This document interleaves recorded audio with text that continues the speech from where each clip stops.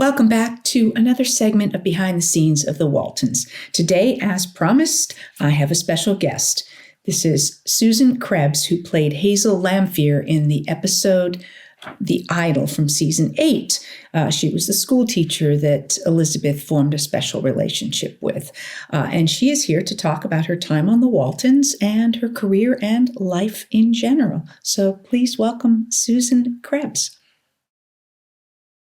Welcome. I really appreciate you being willing after all these years to come and talk about your episode on the Waltons.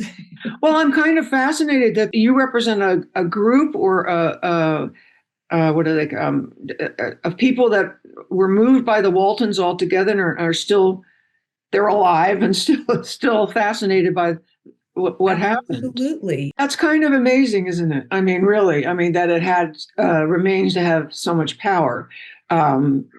Because when I watched the episode again, I realized that, he was really trying to tell lessons every episode, right? To try to offer some sort of ways to living and ethics and what life is about and everything, which was a huge ask of a series on television in the wherever that was, 1980, which seems like a lifetime ago, which it was, so good on Earl, that it made a difference in the culture. Yeah, it seems too. We had absolutely no idea at the time we were doing it. We were just always happy to get a pickup for another year and that people seemed to enjoy it. But to consider that 50 plus years later, because we started in 1972, that there would still be people interested in talking about it and continuing to watch it. And there's, at this point, not a day that goes by where you can't flip channels and find it somewhere. Yeah, well, it feels, it's a period piece of a period piece, kind of a weird time travel for just, yeah. Yeah, I always feel like it's held up partially because a lot of shows get dated, but this one started dated. So...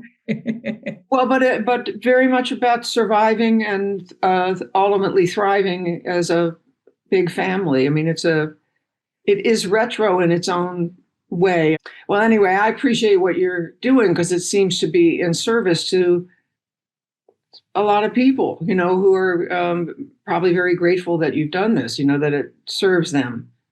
Thank you. It's, I'm just trying to think of what was happening around the episode here.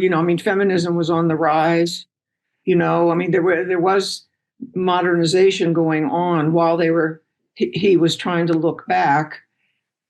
And I'm so aware of my parents' generation who lived through that, the Depression and World War II, and how they then were named the greatest generation because of what they withstood, what they survived and withstood and beat fascism and all of that. And it just, in that way, I think, my parents' generation were probably watching the Waltons and recognizing their lives in some ways, of what everyone had been through in the country during the Depression and the war, right?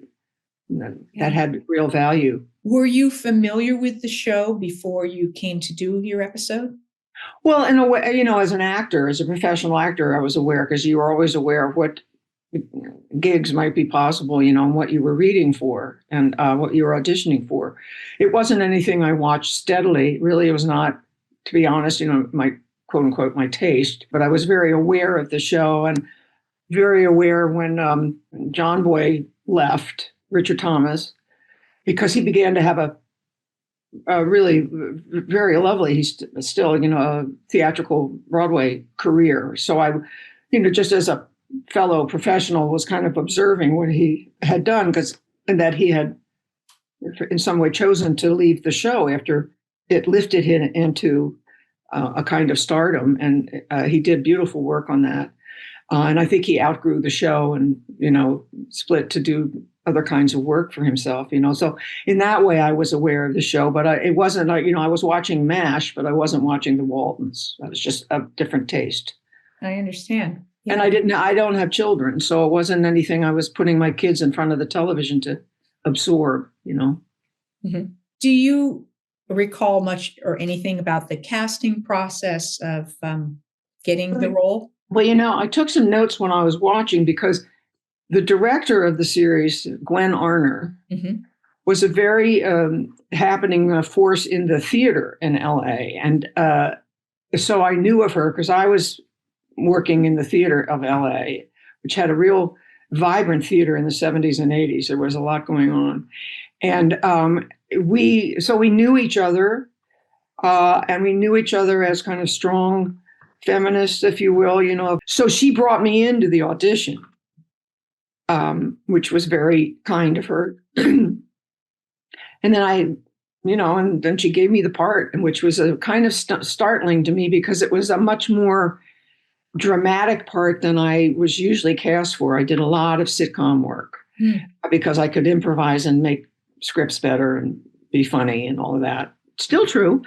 And so it was a huge challenge. The gig, honestly, I was like, oh my God, I have to be dying of a brain tumor here, So there was some trepidation from me, and she was like, no, you can do this. I went, okay, and so it ended up being a real growing experience for me as an actor to use chops, if you use parts of myself that I wasn't normally asked to do. And so it was kind of amazing when I watched it yesterday. I was like, wow, just wow, it was because it was a different kind of work than I'd been asked to do. So I think she knew she was giving me an opportunity to grow. You just, Well, I you want to think grow in the work. you took it and ran with it because I thought your performance was lovely and very captivating as when I watched it again a couple of weeks ago. So I thought it was terrific work. I would not have known that you were predominantly had a background in comedy. Well, thanks. No, I mean, and I appreciate that. I understand what you're saying. It was just my insecurity. It was just, and I think it helped me after that job. I had a different kind of confidence in a way of what I could read for, and my agents had a different idea of what I could be reading for, right? So I did more dramatic parts came my way than had been before the gig, before the Waltons. So, I'm grateful for that. Bravo. You just try to keep working, as an actor. You just absolutely. you just, whatever they ask you to do, that you can cut it so that you book it. And, those days, I remember those days very well. Yeah.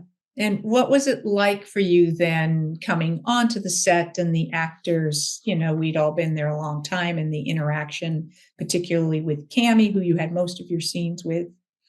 They were great. They were very much a family, like the family. I mean, they'd all been together for so long that there was a comfort zone, and they intuitively knew to welcome this person on the set that the whole episode was going to be about, right? And so how to make it the most comfortable for me and the most welcoming, which they did. And she was really a delightful young woman who was also asked to do a lot of, grown-up work in the episode. And I was so we both could come up to a certain level and meet each other, right? Which was satisfying, I think, for both of us. And television moves very fast. You have to you want to get it no more than 2 takes, and then they move to the next shot. And so she was a professional. She was a real professional by that time, and all of them were. And Ralph Waite, such a beautiful man and a wonderful, wonderful actor. And he had a very big presence in the LA theater scene. Mm-hmm. So the Walton gig, was a great gift to somebody like him, who could make a very good living and then meanwhile do all the theater he wanted to do, right? Which was what we were all after, was to have show business support the non-commercial work. Yes. we really wanted to be doing, right? So that was, I was tickled to meet him because I was a fan. Yeah. And I think he and Gwen and her husband, Donald Moffat, I think they all already knew each other. Donald Moffat was a fantastic character actor. He was just really a beautiful actor. That was a big feather in her cap to be able to have those. She was one of the few women working as a director. Yeah, I always wondered if Ralph was instrumental in that, because there were a number of people that he had worked with before and subsequently. Oh, that could be. So that could be. He may have kind of facilitated that.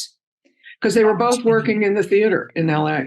Yeah, I always think of her and very, very grateful. And I think she felt like the two of us were storming the castle in a way of why she gave me the gig. Yeah. She directed a number of episodes, and it was always great to have, a woman director, and because it was a fairly new thing for women to be getting the opportunity to direct. Yes. And to work with kids and stuff, just to have that mom vibe, the woman vibe on the set must have been very helpful, I think. Yeah. And I felt like she was very competent. She knew her stuff. So I never felt like anyone in the crew that there was any sense of, oh, here's this woman who doesn't know what she's doing and we have to. Well, there might have been, but they had to get over that pretty quick. Exactly. And not to say that there aren't remnants of that still in the business. It's still, it's still what it is. It's better. It's much better than it used to be. Yeah. In terms of in going back and watching the episode, were there things that stood out for you for different reasons? I mean, how was it doing that slow motion, thing? Well, it did make me laugh when I watched it this time, only because it's so, I honestly, I can't remember how it was blocked or whether any of that was my suggestions or Gwen's suggestions, or we must have talked about it and worked it out. I don't, it's just, the mind is a weird thing. And I don't remember the specifics of it, but I do remember when I saw it, I remember doing it. And I don't know how many times we had to do it because I had to hit so many different marks while then grabbing onto the curtain and holding my head and grimacing and doing all of that kind of stuff. And you try not to have your technique show, but with something like that where they're really asking you to hit marks while you're collapsing, so it's challenging, but we got through it, and I was kind of amazed when I saw it yesterday. I thought, okay, all right, we fooled people, we did it, So. Yeah, it was very effective, and running it in slow motion. Drama. Yeah. Lots of drama, hon, So, the other thing that I remembered, one of the notes I took was who I was just smitten with was Ronnie Claire Edwards. How do you do? You must be Miss Lamphere. I am Corabeth Godsey. Well, I'm very glad to meet you. Isn't she fun? Yeah, well, she was so fun and a really good actor, a really interesting actor. And I don't know, I think I knew people that she knew. And so we had some conversations and a hang, and her character in that is so fine. She's just doing such funny, wonderful, wonderful work, but that was a treat for me because I was a fan of her work. So she was fun. She was very fun. And you had a few scenes with her, which yeah, we were poking each other, and then would giggle between takes, That's what we were doing. I'm seeing her now. And her hair, the hairdo. Oh, that's the other thing that I loved about watching the episode was the wardrobe. And the World War II wardrobe, all of the details of the period, including the set design and everything, but especially the wardrobe on people was just really well done, I thought. Yeah. Yeah, no, we had a great crew and production team, and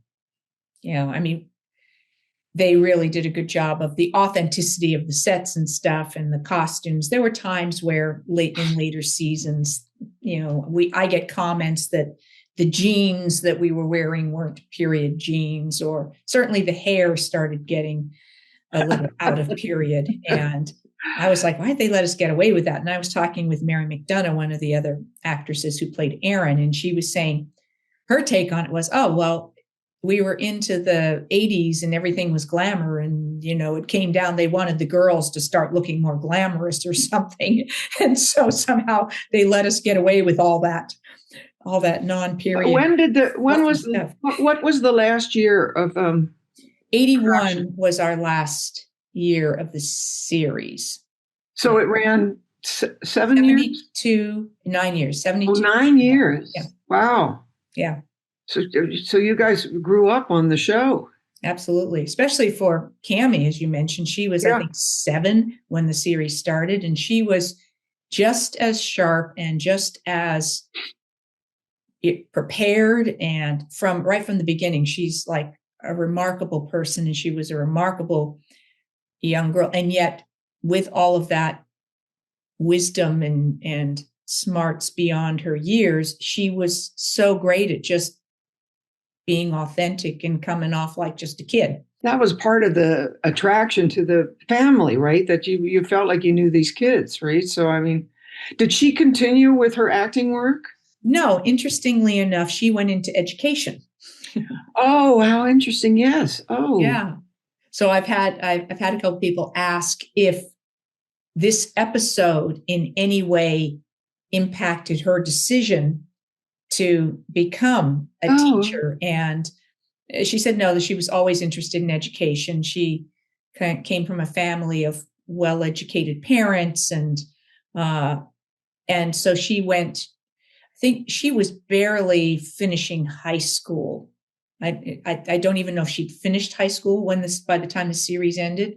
And so then she went on and spent a lot of years in school, and then taught in Virginia. Originally, she wanted to try someplace small, and she ended up in Nelson County, where the show is based. Wow. So that was an adventure for her. Wow.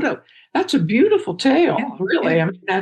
I mean, and to have that kind of childhood and then go off to be in service, to people. Cool. I had a couple of interesting questions when I had mentioned to viewers that I was going to have you come join me for a chat. Okay. So a couple people had questions for you. Okay, good. And comments. Carson Baxter said, I had several teachers who were similar to the character of Hazel, who encouraged me and helped me to understand that education and seeking out knowledge was the key to my success as an adult. My teachers, much like the character, were kind and guiding to me as a preteen, guidance and nurturing that I needed when I didn't have it at home. Teachers are so underpaid and underappreciated most of the time. I always give them so much credit for how they helped me. Thank you to all the educators out there. So we appreciate this shout out from him. And then he said, I would love for you to ask Susan if she had a teacher or teachers that she took inspiration from when she created the Hazel character. Wow. Well, this I seem to be welling up, tearing now. I was very lucky growing up, and I had a really first-class education in a private day school for 13 years with really, really, really, really good teachers and small classes and a one-on-one, very much individual attention being paid to what your strengths were already, what was showing up as a kid, they encouraged me, a couple of them especially encouraged me to go in the direction which I was already all dancing, all singing in front of the bay window when I was 3 or 4 years old, right? So I was in the drama club, and so I can't, I can't pin it on one. I'm really trying to think now. I just was lucky in that we all felt very nurtured by the faculty. They were there to really try to help create smart, kind citizens. They really encourage you to be and feel empowered, right? To have a sense of yourself. So, I just got encouragement all along the way, and of having some of these teachers see in me, right? And acknowledge it, reinforce it, encourage it. And I again, am extremely grateful and feel very, very lucky. That's so sweet. I'm happy to hear that. I had another Okay. Another person, this is Wade, who spoke about having had a favorite teacher, somewhat like Hazel in personality, who was suddenly gone and they didn't know what happened. So similar to Hazel, where they found out afterwards that she had some sort of a serious condition and she never did return, and she passed away from cancer. So, he was curious about whether it was like whose decision, the family or the schools, to not share what was happening because of how that might impact the students. But so he said watching this episode brought back many good memories of and brought back emotions to the surface, and understood why Elizabeth felt badly for both herself and the teacher. And then he said, I look forward to your interview with Miss Krebs, and I will be curious if she has ever had any Waltons viewers come up to her and tell her that her character and character's fate reminded them of some of their own experiences with dedicated teachers who were full of zeal for learning and wanting their students to make the most of knowledge, and or teachers' mentors they had lost too soon. Wow. See, we have amazing very articulate, very articulate. Well, two things come to mind. First, I think the beauty of the episode, the real value of there's a real teaching there for somebody, for all of us young, to cope with the reality of death, right? Of people that you love leaving. And I remember when I was a teenager, I was like 15 or 16 in Baltimore. And one of my friends, Johnny Chapman, was in a car accident and was killed. Mm. And we had all grown up together, right? Our parents, everybody was friends, I think. However, we were not allowed to go to the funeral, which I, to this day, found unacceptable. Mm. And they thought they were protecting us from from grief, from sadness, from the reality. So if you don't go to the funeral, then it's not, I was pissed. I was furious about that. He was my friend, right? And that they made this decision. And I know they thought they were doing us a favor, us teenagers, but I don't think they were. And I think that reminded me of when I saw the episode was, it was a good lesson. You had to have Elizabeth go through these changes to get to that place. It's a part of growing up, being an adult, of learning what life is about, which death comes with it, right? And it can be totally arbitrary. There's no rhyme or reason. There's no right reason why Hazel has a brain tumor, but now Elizabeth knows life can be short. Life is precious. Be here now. Love everybody you can now. Create memories now, because you don't know about tomorrow. It's a cliche, but it's based on the truth of being alive, right? So, that's my response to that, is that I had my own Elizabeth moment at 15, and they should have let us. It would have been a great growing experience for everybody. And did you have any encounters with Walton viewers? No, recognize? I haven't. I haven't. I have for other shows like for MASH and stuff like that. For some reason. Unless they don't recognize me, I've changed my hair is blue this year, and and it's 45 years later, and so I don't know. And I left the acting business like 15 years or so ago, so I'm not on the screen much, right? Except for reruns of things. I still get residuals here and there for stuff I did 20, 40 years ago. So no, I haven't. That's why I was kind of tickled when you got in touch. It's like, God, wow, this is 45 years ago. Yeah, thank you. Yeah, my pleasure. Thank you for agreeing. I never know who's going to say yes and who's going to go no. and the response is typically the same. I don't remember anything about it. So as happens with me, it's like I did it a long time ago. I have to rewatch the episodes to remember. I want to thank Susan for joining me today and for sharing information about her life and career. I will be back with more behind the scenes of the Waltons, more of your questions in an Ask Judy, and more with Susan. Thanks for watching.